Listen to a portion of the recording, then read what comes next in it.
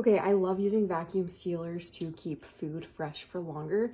And this vacuum sealer is actually really nice because it's pretty compact, so it's actually really easy to store. You don't need a lot of room for it, and it's super easy to use. So I'll show you exactly how I use it. So this vacuum sealer actually comes with a bunch of pre-made bags, which is super convenient. And then you can see a little notch here on the edge of the bag. So when you're ready to use it, you can just rip it open there. But then this end is open, so you fill up your bag and then you'll go ahead and use the vacuum sealer. Okay, so I'm just gonna go ahead and put the bag right here. I'm gonna hold it into place and close the machine.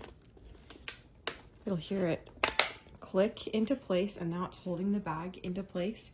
And I'm gonna push dry because I have dry things in this bag.